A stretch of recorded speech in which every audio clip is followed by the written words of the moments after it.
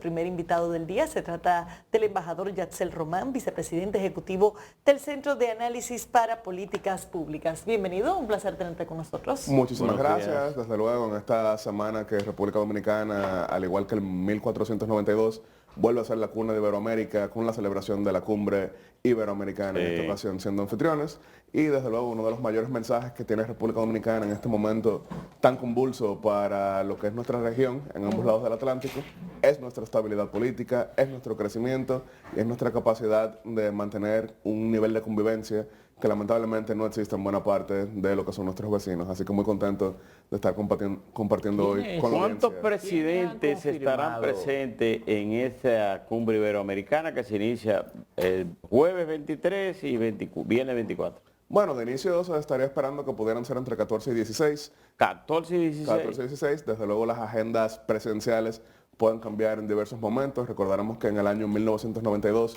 segunda cumbre iberoamericana que tuvo lugar en Madrid, el famoso discurso del presidente Balaguer por lo que era la hispanidad. Finalmente no llegaron el presidente Fujimori porque era inmediatamente después del autogolpe. No llegó el presidente Carlos Andrés Pérez porque fue inmediatamente después del intento de golpe de Hugo Chávez en su contra. Y no llegó tampoco César Gaviria porque Pablo Escobar se había escapado solamente días antes. Así que esos son imponderables. ¿Quién va a dar el discurso iberoamericano esta vez? Bueno, desde luego el presidente Luis Abinader como anfitrión estará dando el principal discurso en ese orden. La cumbre iberoamericana que ha tenido varios momentos importantes a lo largo de los años. 1991 fue la primera en Guadalajara, ahí fue que el presidente de Balaguer. Digamos que el presidente le toca por razones protocolares, claro, pero en este caso hablaría del origen. En el caso de Balaguer le debió tocar al rey, que no lo hizo, y Balaguer defendió la hispanidad. Claro, fue en 1992. Lo que digo es conceptualmente quién va a asumir ese rol. Recordaremos que cuando el presidente Balaguer lo hace en el 92, rompió el protocolo, porque ese no era el tema en sí. Sin embargo, él como historiador y como ensayista pro-hispano... Bueno, el tema era la hispanidad. La del 91. Ya la del 92 no era así. Claro, pero todo el concepto de la hispanidad y lo que busca la cumbre es mantener vivo el tema de...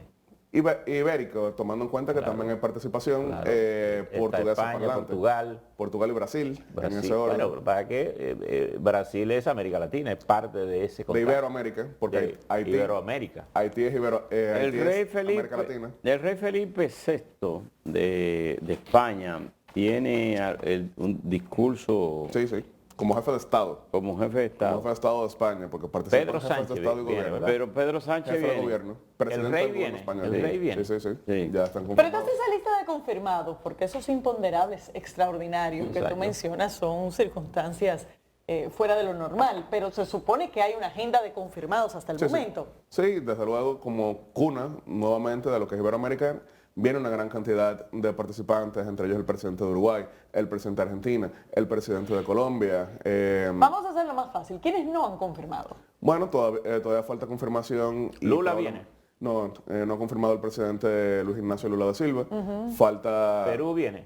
Perú por razones del Congreso no es posible, ya que allá, aún sea para un viaje de un solo día, necesita autorización congresual y no lo han recibido los presidentes peruanos en los últimos años. Eso es parte del problema de la ingeniería política constitucional Chile viene. en ese país. Inicialmente sí, presidente Boric. Pero desde luego yo no vengo a hablar específicamente de la cumbre, solamente hago el paralelismo entre que República Dominicana es estable, miren la comparación que estamos haciendo con Perú. República Dominicana tiene un sistema de partidos políticos sólido, miren la comparación con países como Guatemala, y eso coincide con el acto que se celebró el día de ayer, en el que el líder político, 4 veces diputado por lo que es el Distrito Nacional, hoy ministro de Industria y Comercio, hoy miembro de la dirección ejecutiva del Partido Revolucionario Moderno, Victorito Bisonó. Un último interés. ¿Sí? ¿Viene el presidente de México? El presidente de México no suele ir a cumbres, así que hasta ahora... ¿Pero cuál? El presidente no sale de México. No, de hecho, él en todo momento habló de lo que era la doctrina Estrada, en el sentido de que no participaba... Bueno, pero entonces estamos hablando de... ¿Y Argentina? Argentina sí, el presidente Alberto Argentina Fernández. está confirmado. Ok, Sí, o sea que los que no están confirmados hasta el momento son Brasil, México, Perú, que se sabe que no viene. Panamá, que el presidente Laurentino Cortizo, mejor conocido como Benito Cortizo, tiene serios problemas de salud. lo cual impide su participación. Estará el presidente Gabriel Carrizo. Y entonces en ese orden también estamos hablando de algunas confirmaciones que se tienen, pero como es el caso del presidente Guillermo Lasso, que dio positivo a COVID recientemente. Entonces habría que ver si está mejorado para el momento de asumir el viaje, ya que a él le toca asumir la presidencia pro tempore de la cumbre. Nicolás Maduro no viene. No, tampoco viene Nicolás Maduro. Él tampoco está yendo a cumbres últimamente, tampoco fue a CELAC, que fue en Argentina, por razones entendibles y mejores. Pero como les estaba mencionando, el sistema político, democrático, económico, de estabilidad que tiene República Dominicana es hoy un faro de luz. Pasamos de ser la 10ª economía de Iberoamérica a ser la 7ª economía en América Latina. ¿Qué se espera de esta cumbre, de esta versión de esta cumbre? Seguir mostrando lo que es República Dominicana, seguir mostrando lo que es nuestro modelo de convivencia, pero al mismo tiempo también llevar un mensaje iberoamericano en torno a lo que son los grandes desafíos que se tienen. Más allá del país sede, y en este caso seremos nosotros, mirar qué puede hacer la región iberoamericana. Claro. Como política común, cuáles valores puede levantar, cuáles política. Claro. En un momento se habló de la educación, de la parte del equilibrio económico, en fin, hay montones. Claro. En el famoso discurso de Balaguer, pues defendió la parte cultural, el lenguaje, el valor del lenguaje. Esta vez, ¿qué podemos nosotros reivindicar como región? Una voz unificada para búsqueda de soluciones. Por ejemplo, la pandemia significó una gran dificultad en torno a los temas tributarios, entonces varios países han tenido que asumir un nivel de endeudamiento que no era el deseado. Eso afecta desde el punto de vista de las tasas de interés.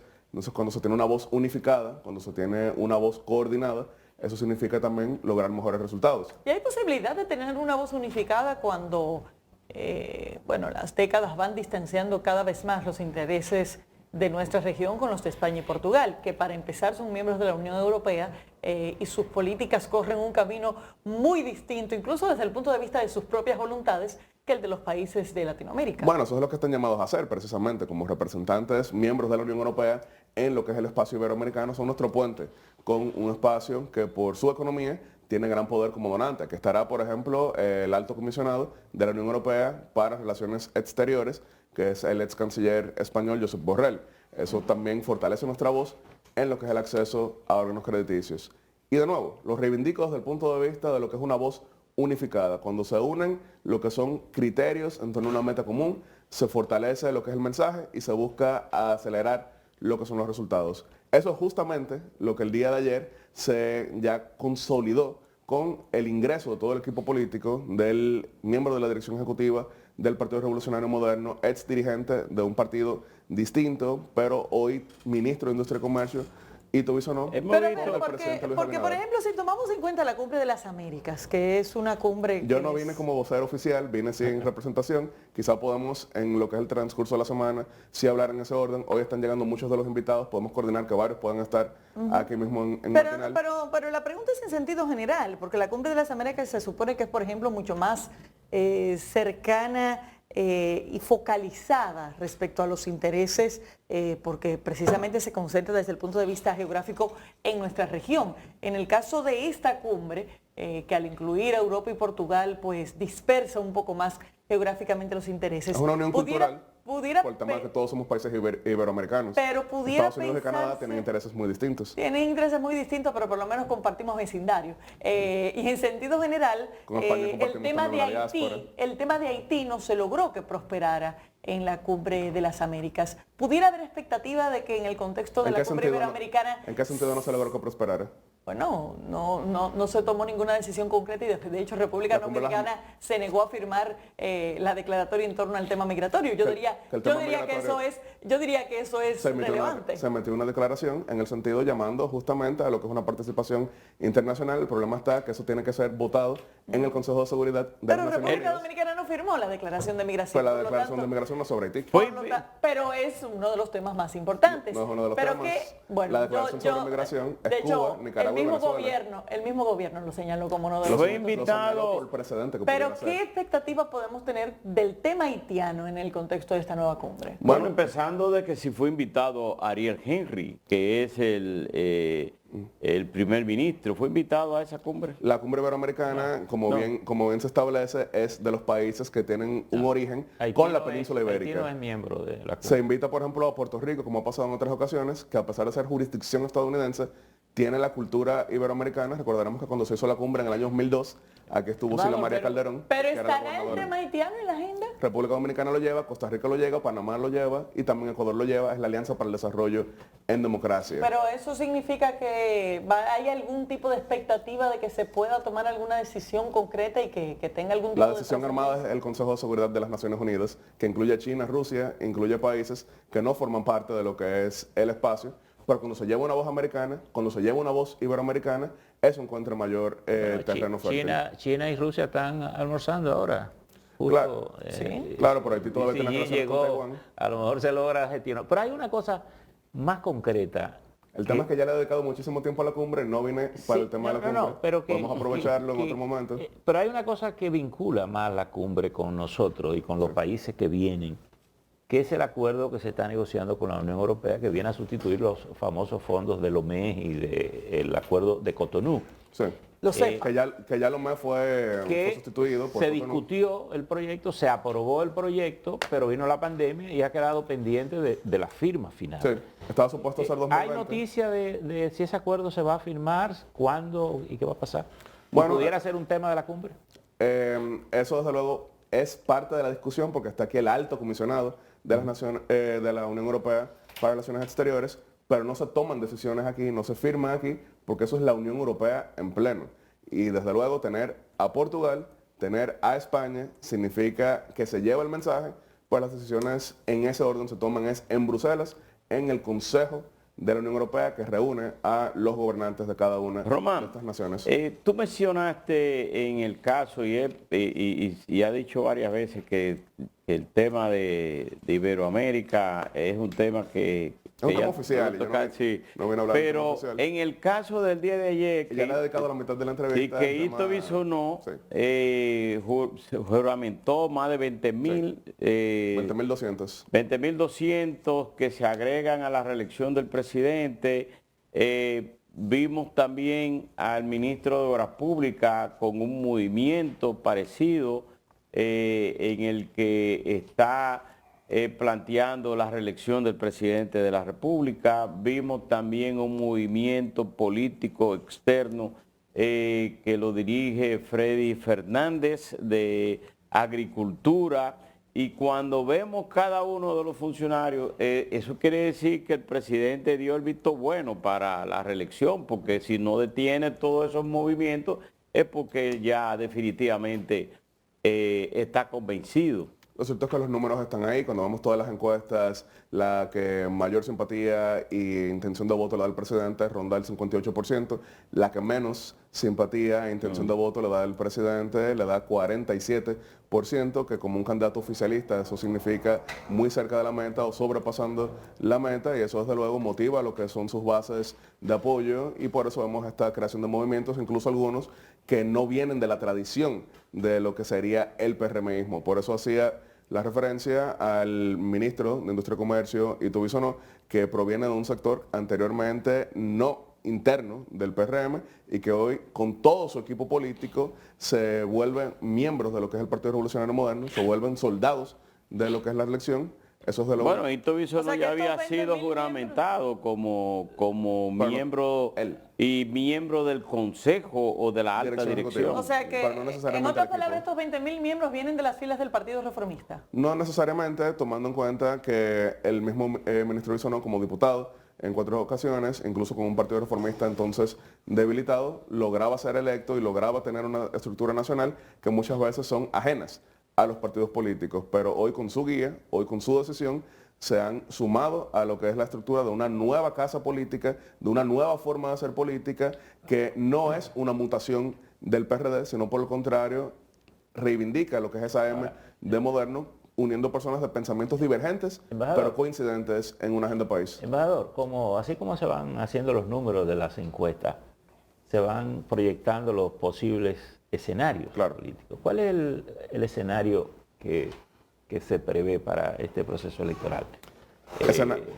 La oposición dividida, la oposición unida, ¿qué es lo que se proyecta? Desde luego, si nos guiamos por lo que son las declaraciones del secretario general del Partido de la Liberación Dominicana, ellos no están muy deseosos de llevar candidaturas conjuntas. Si nos llevamos de las declaraciones del ex procurador general de la República, Radamés Jiménez, ellos sí quieren, algunos de ellos, lo que serían candidaturas conjuntas. Lo que hay que estar preparado para cada uno de estos escenarios que cambian desde el punto de vista de lo que es el sistema electoral. No es lo mismo un partido que logre 25% y otro que logre 15%, que una candidatura que logre 40%. Bueno, pero en el caso de Radamés, que hablaría por la Fuerza del Pueblo, la Fuerza del Pueblo combinó con el Partido Revolucionario Moderno. ¿Es posible reenganchar esa alianza o esa distancia ya se ha separado? Todo puede cambiar en un segundo, sin embargo, ya ellos han asumido un claro discurso opositor, ya ellos han asumido una candidatura presidencial, ya ellos han asumido incluso con sus candidatos locales un discurso no necesariamente antagónico, pero sí sumamente crítico de lo que es el gobierno, así que yo no creería que se reeditaría lo que fue la alianza Juntos Podemos, que en el año 2020 significó una victoria municipal, una victoria senatorial y una victoria en muchos casos a nivel de diputados. Ellos están lo que se pudiera producir es seguro, es una alianza de la oposición, una alianza entre el PLD y la Fuerza del Pueblo para las elecciones congresuales, por lo menos y municipales, la del 18 de febrero y luego congresuales en mayo. Bueno, si le preguntan al amigo José Francisco Peñaguaba, ese es su mayor deseo, sí. Pero por eso marcaba la diferencia entre lo que son las voces dentro del PLD. Incluso Charlie Mariotti dijo que esa es una palabra prohibida ahora mismo en el PLD, pero lo que hay que estar preparado para cada escenario.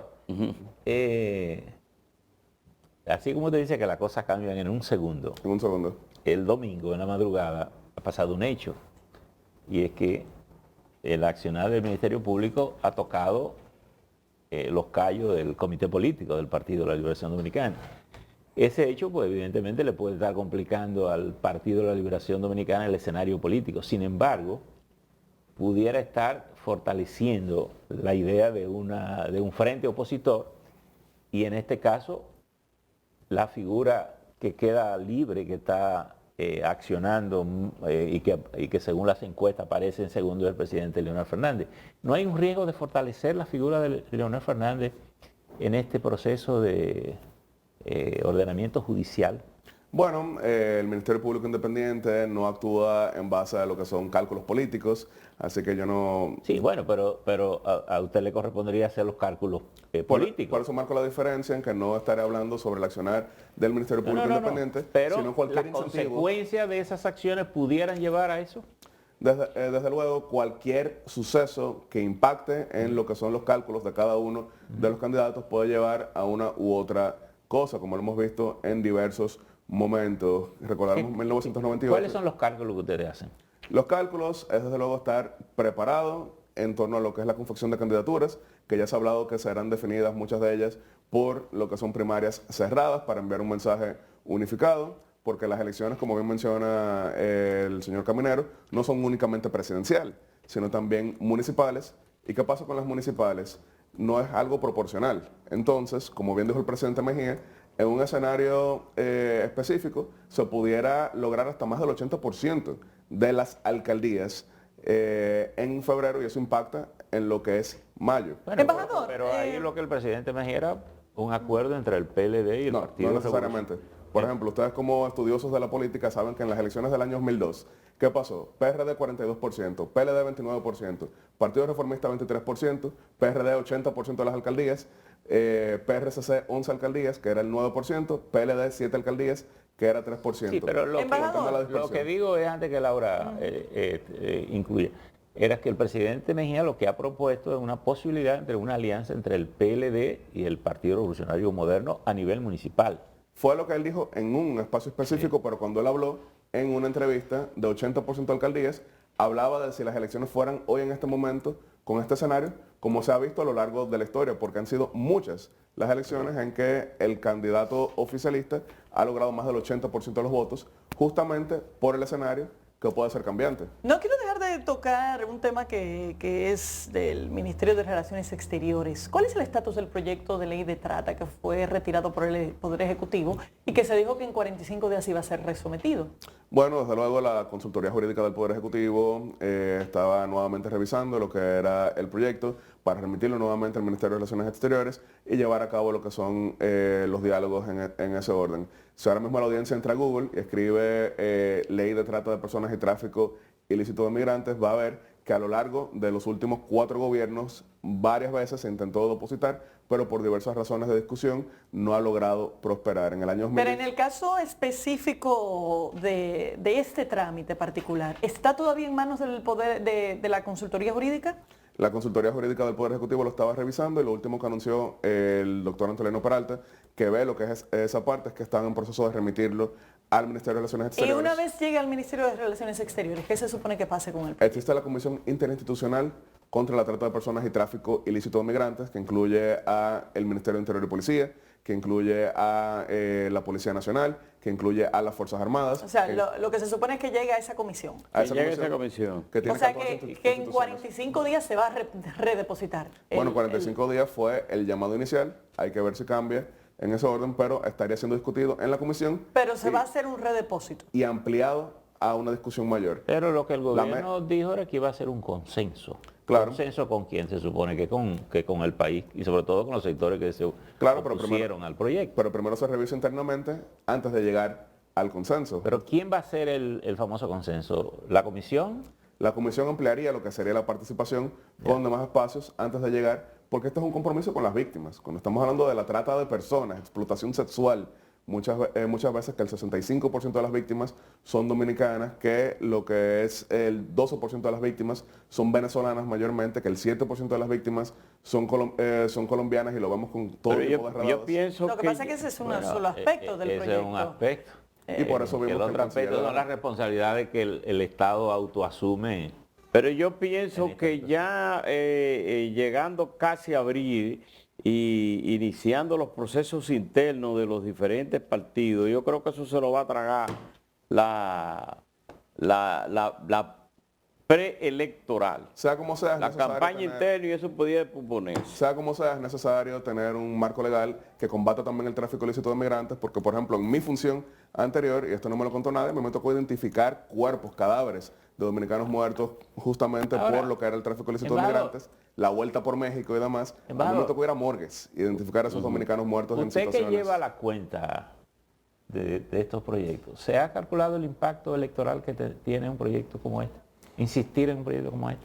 Bueno, el No, proyecto no por las razones que usted dice, sino por las razones que envuelve el proyecto desde el punto de vista de las responsabilidades que Ahí el está. Estado asume. Y desde el punto de vista de los riesgos de la soberanía. Ahí está lo hermoso de la democracia y es que todo puede ser modificado de diversas maneras. Si, por ejemplo, se toma la decisión de que el tráfico ilícito de migrantes va a ser separado de lo que es la trata de personas, pues adelante, una ley de trata de personas. Y Que ya tenemos una.